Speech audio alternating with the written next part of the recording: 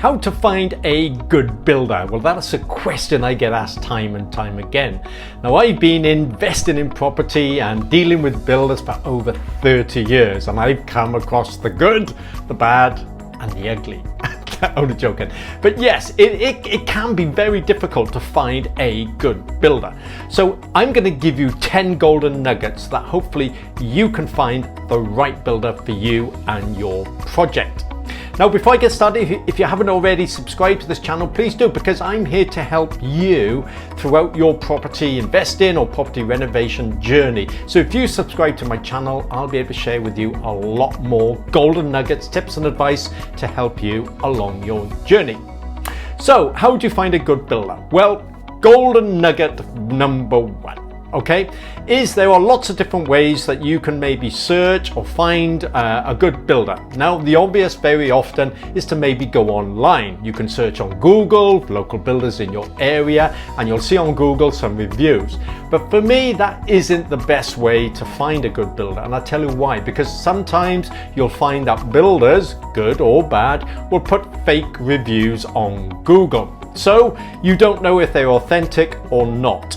Another great way that maybe you can find a good builder is to search on some of the platforms or recommended platforms such as Tracker Trade, Find a Builder, Rated Builders, the Federation of Master Builders, and so on and so on.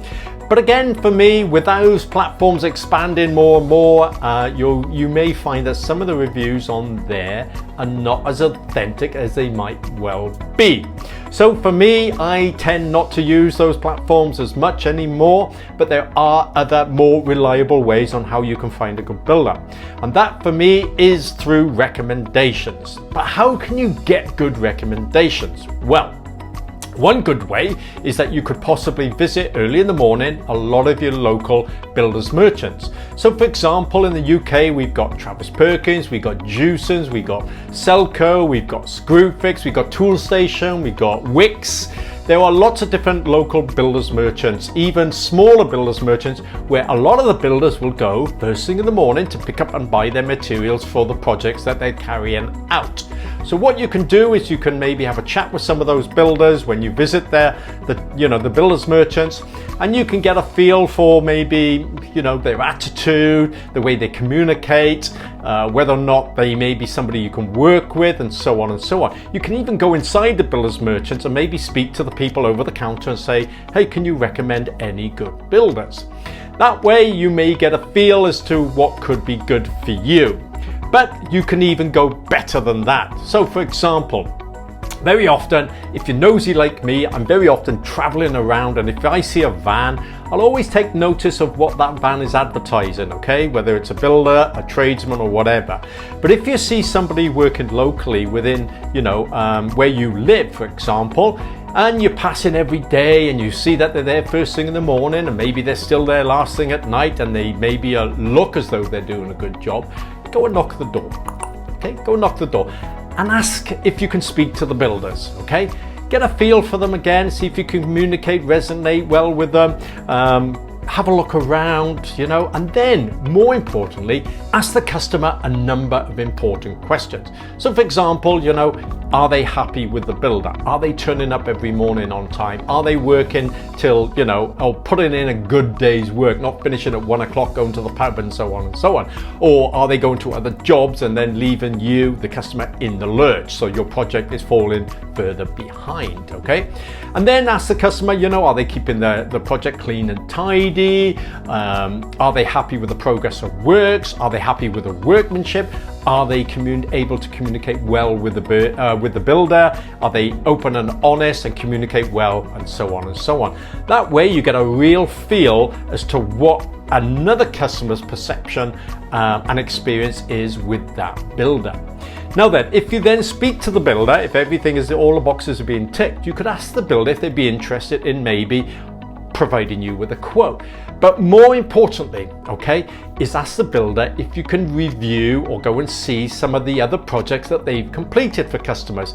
And that way you get other opinions and recommendations, good or bad, okay? There are swings and roundabouts as to whether or not that builder has provided a good service, quality workmanship for other projects. So just don't take the view of one customer. Go and see and speak to other customers that builder has worked for. That way, not only will you get a true feel as to whether or not that builder is worth, getting a quote from for your project, but also you can view the project itself. What type of project have they done for that customer? Is it big? Is it small? Is the workmanship good? Are they happy with the final product? And so on and so on. That for me is the best reliable way of finding a good-ish builder, okay? Now, I do know that when builders work on properties, it can be stressful and relationships can break down, but there are swings and roundabouts. But ideally, you're looking for a builder who is going to turn up, is reliable, okay, provides good workmanship, and is highly recommended by its customers. So what is golden nugget number 2?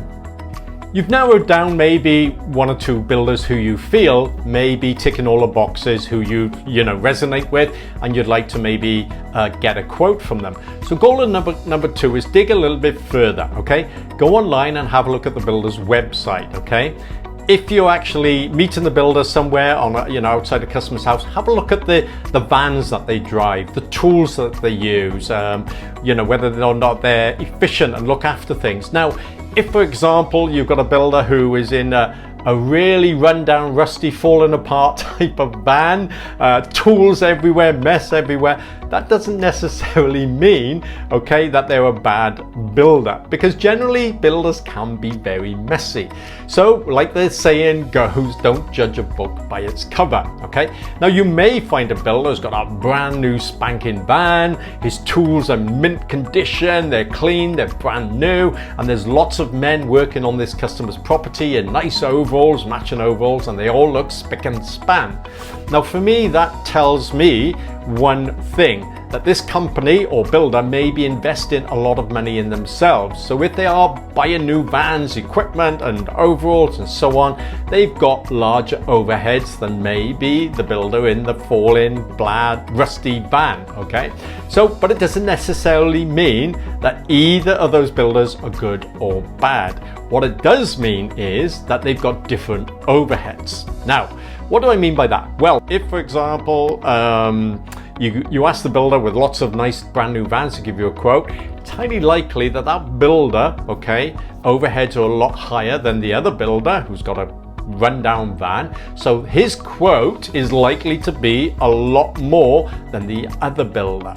So don't judge a book by its cover, but bear in mind that a clean, spick and span builder doesn't necessarily mean they're good, okay? They may be superb, but the downside, if you want to call it that, could be that they're going to be more expensive than other builders. So just be mindful that, appearances don't mean that they are better builders than one and another, okay? Another great way that maybe you can find good builders is go to maybe some networking events. Now, what do I mean by that? So for example, if you go to a networking event, maybe a property investors event, or a property networking event whereby they're teaching people, the importance of ABC if they're carrying out refurbishment projects, there you may see and find and come across other builders who are attending those events who you can get to talk to and maybe get further recommendations. It's a great way to actually get some real value and direct correspondence from people in networking events, property networking events, whereby hopefully you'll come across some experienced and committed builders, because when you find builders attending events like that, they're keen to network with other professionals to gain work for themselves, but also to learn as well, because what you'll find is with builders, if they're keen to learn and promote and market themselves and provide a good service in those type of events, you may be able to find a good builder. Golden nugget number 3 on how to find a good builder is, in my view, this, okay? Check their ability, their ability to carry out the work. Now, if you see a builder that you've spoken to and he's building a brand new house, for example, from scratch, on a piece of land, or maybe you've come across a builder who's working on a house, putting in or building a new porch, for example, what you might find is that these builders will differ quite substantially. So you'll have the smaller builder who's building a porch, maybe the size of that project is within his remit, so he's able to provide and carry out works on a smaller scale, whereas the other builder who's building a house from scratch on a piece of land may have more ability to do so. There are lots of different regulations and qualifications and specifications that these builders need to comply with. So you might find one builder is able to carry out certain works within a certain scope, whereas the other builders who could, may be able to do everything and anything. But it doesn't mean to say that that builder is actually carrying out all the work, okay? Their ability to manage a project might be better than the smaller builder who's building a little porch, but it doesn't mean to say that either of those builders are worse or better than each other. They've all got their own ability and standards and flexibility as to what they can offer you. So whatever building project or renovation project you're looking to have done, make sure that the builders you're speaking to, the work that you want done is within their scope, is within their scope and ability. Okay, very, very important. Now, golden nugget number 4. Well, this is a good one as well. You've already checked their ability to carry out the works that you're looking to get done. But just as important is this: are they members of any trade governing bodies? So for example, if you want some electrical work done and you ask the builder to carry out the work, are they qualified to and registered with a governing body to carry out that work? Now, I can tell you, okay, I've experienced quite a few times where builders, I've had a builder in and he's included a quote to carry out the electrical installation of whatever project I'm doing. But I found out that whilst he's actually carried out the works, he's not qualified to do so. Now, there are some regulations that builders and tradesmen have to follow. So if you're carrying out electrical work, you have to be registered to a governing body like the NIC EIC, for example, which covers all electrical installation and trades qualifications that tradesmen can actually carry out. Now, when you find a builder who does the work but then can't provide you with a certificate, he's really speaking not qualified to carry out that work, and in my opinion shouldn't be doing the work. But what these builders tend to do is they'll do the work themselves to save money, but they'll get an electrician then to sign it off. That for me is a no-go, okay? Because sometimes people get too pally and they'll do favors. So whereas an electrician might sign a builder's electrical work off, he may not have checked it thoroughly enough to make sure that it complies with the electrical regulations, whatever year you're in. The same goes for maybe gas, okay? You're not supposed to work on any gas unless you are qualified maybe by Gas Safe and registered by them. So again, I have known builders to work on gas and install gas pipe work and so on, and gas appliances, but then they get a friend or another tradesman to certify that work. Again, to me, that is not the thing they should be doing. So if you are looking for a builder to carry out or include works such as electrical and gas installation and maybe even plumbing, you need to check with the builder that they're actually qualified to do so. Now, if they're not qualified, it might well be that they'll hire a third party. They'll hire an electrician or a gas engineer to carry out that aspect of your project for you. So again, you need to check a builder's qualifications dependent on, of course, the type of work that you're looking to get done.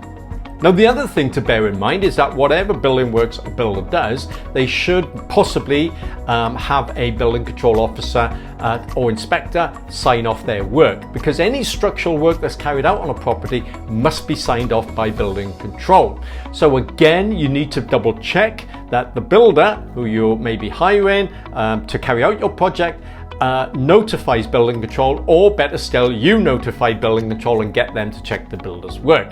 So qualifications and ability are two different things when you're looking to find a good builder. So make sure that you do this without any doubt whatsoever. Okay, check the ability and qualifications of a builder and make sure that they're authentic.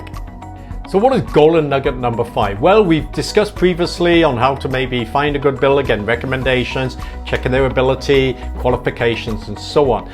Now, a lot of builders, or most builders, they should be, in my view, VAT registered, because the threshold of VAT in the UK, for example, is around about 85,000, maybe 90,000 pounds. So what does that mean? Well, if a builder's turnover exceeds 80 and 90,000 pounds a year, then they should be registered for VAT. Now, most building projects, they do cost a lot of money. The average renovation, for example, of a property varies from maybe 20, 30,000 up to 60, 70, 100, 200,000. So immediately from one project, or maybe two, a builder could exceed the VAT threshold. So it's highly likely that they should be VAT registered, which means, okay, if they are VAT registered and you ask for a quote, you should make sure whether or not the quote that they give you includes VAT or excludes VAT. Now, what do I mean by that? Well, let's say, for example, you have a quote off a builder who provides you with a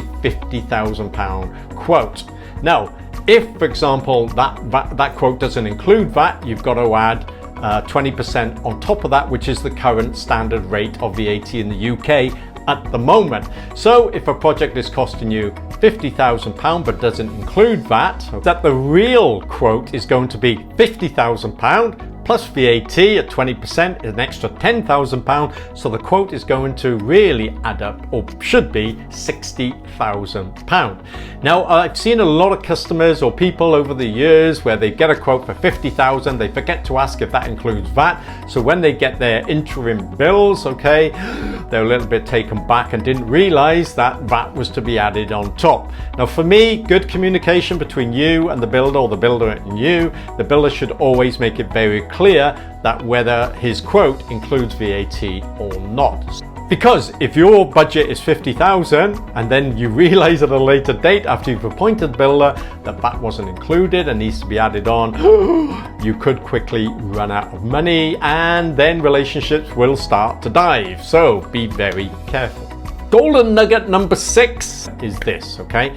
A lot of builders, they may be a limited company rather than a sole trader. What does that really mean? Well, for example, a sole trader is your average tradesman or person who runs a small business, a one-man band, Joe Blogs, you know, Roy Derrick, for example, who offers a service, so they are classed as a sole trader. Now, other companies or builders, they will register themselves as a limited company. So they're a company, they're a bigger, maybe a bigger entity, a bigger organization. So they'll register themselves and their name and their company on Companies House. Now, Companies House is a platform whereby every business, limited company or various other different types of companies must register themselves with Companies House for tax purposes and so on and so on.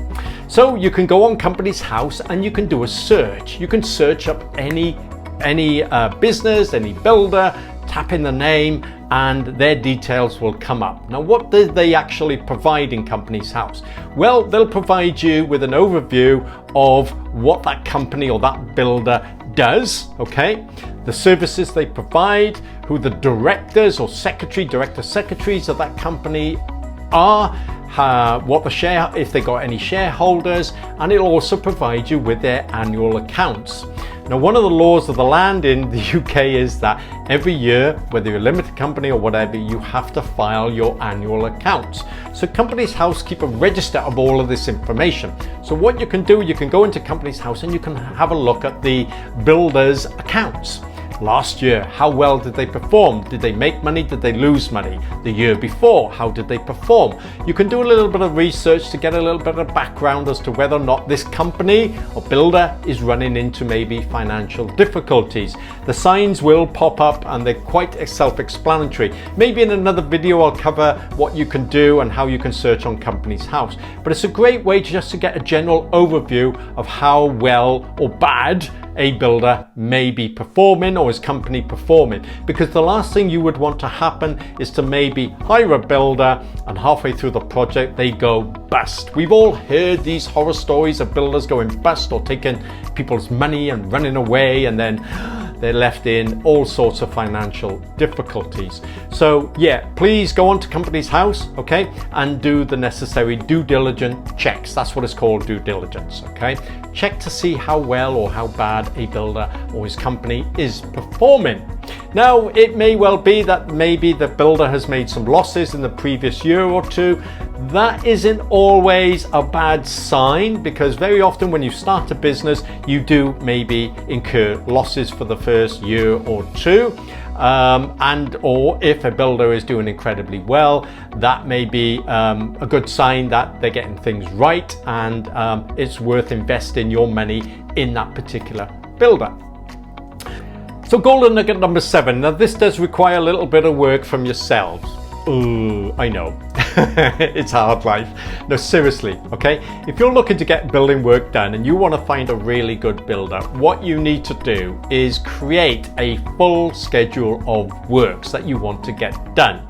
Now, the more in depth this schedule of work is, the better it'll be for you in obtaining quotes. Now, what do I mean by this? Well, let's say, for example, you want to change or have a socket changed in your kitchen. Okay, I'm going to be very basic here. So you'll write down a list of works that you'd like the builder or the electrician to carry out for you. That might be number 1, change electrical socket in kitchen.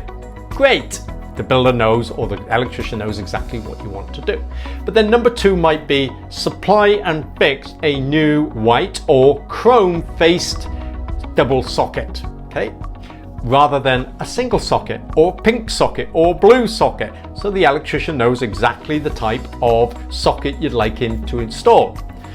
Number 3 might be to finish and seal around the socket, okay, once it's been installed. So he also knows that you want him to maybe silicone seal around the socket to make sure no water gets in or whatever, okay. Number 4 might be clean and remove all materials and waste and rubbish from the site. So he knows that he's got to take all of his own rubbish away, okay? And then number 5, sorry, might be provide electrical certificate, okay?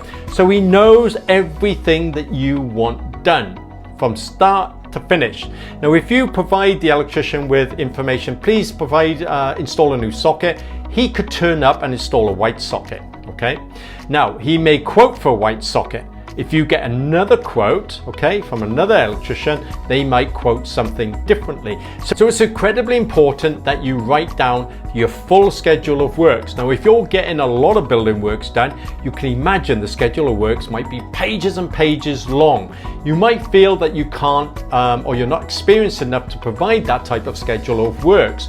The more information, the more in depth that you go in providing this more information, the better it is for the builder to provide you with an accurate quote. Now, let's say, for example, they do provide you with a quote and you hire a builder and you notice that he hasn't done something that you've asked for in the schedule of works. Now, the builder may come and say to you, well, you didn't say that you wanted that done, I'm going to have to charge you extra. And if you've got a schedule of works, you could say, well, I did look, it's here, and you provided me with a quote to cover all of these works. So it then means that the fault lies with the builder, and he obviously then has to provide the service he's quoted for as per your schedule of works, okay? Golden nugget number 8. Well, what is this one? Get a minimum of 3 quotes. Now, earlier in golden nugget number 7, we turned around and said that you need to provide a schedule of works.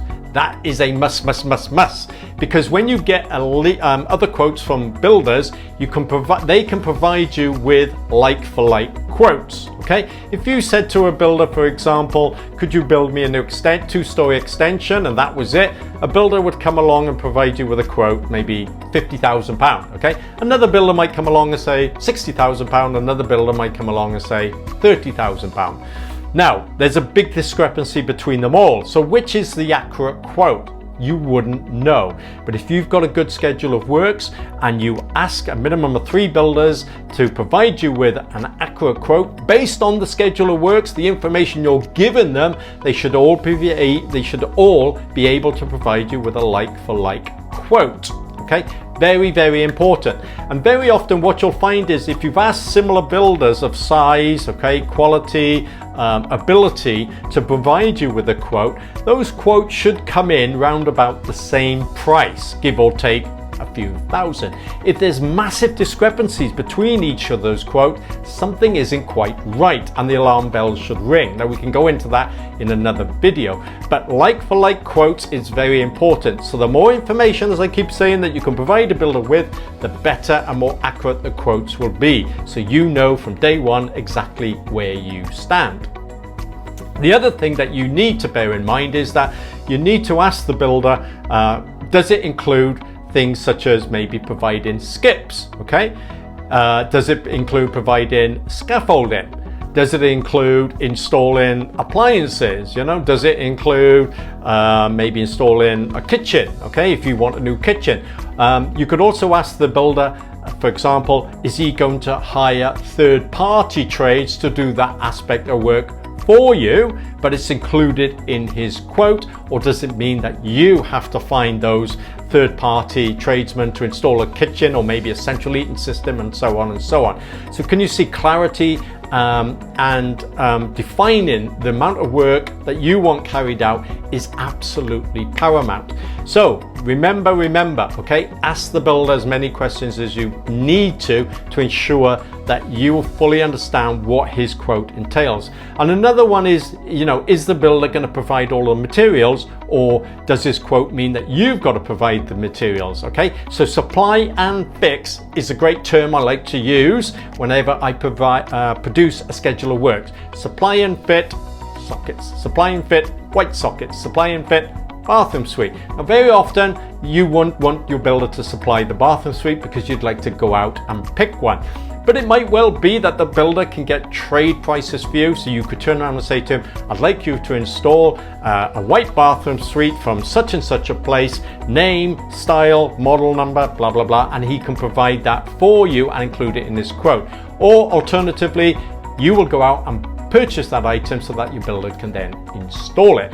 But again, it's very important that you ensure that the fixtures and fittings to install such things are included in the price that builders providing, or whether or not you got to provide those things as well. It might sound a little bit overwhelming, but it's not, trust me. It's just a matter of getting clarity on what the quote includes. So golden nugget number 9. This is a really, really important one as well, guys. So you've found, or hopefully found, a builder. What you also need to do is make sure that they're adequately insured. Now I have seen time and time again, people hire builders, something goes drastically wrong, only then to realize that the builder's not insured. Now, as we all know, insurance costs money. It's not cheap to insure yourself. It's not cheap to insure your car, your home, and likewise with builders and other tradespeople and businesses, having company insurance, business insurance can be expensive. Now, the level of cover is also very, very important. It might well be that your builder's just got public liability cover, which means that if you injure yourself or a neighbor injures themselves and they decide to sue the builder, they're covered to compensate them. But you will need full builder's insurance, contractor's liability insurance, okay? So make sure that everything in the insurance policy that the builder has covers you if anything was to go wrong. Things that it may not cover if the builder went bust. So you may want to take out extra insurance on that, or you may decide that you're going to go for it and the builder's got all the insurance cover he needs, if any defect insurance, if things were to go wrong, a storm happens, and so on and so on. So don't just ask the builder if he's insured, ask to see a copy of his insurance policy, and I mean the full scope. Now, it may seem like it does to me very often, the small print is double Dutch, okay? If it is, ask another insurance broker or company to review that insurance policy that the builder provides you with, so that you can check if he's covered for everything that you feel he needs to be covered for. If not, you can ask your builder to add something to his policy specifically for your project. Okay, so checking their insurance policy is incredibly important.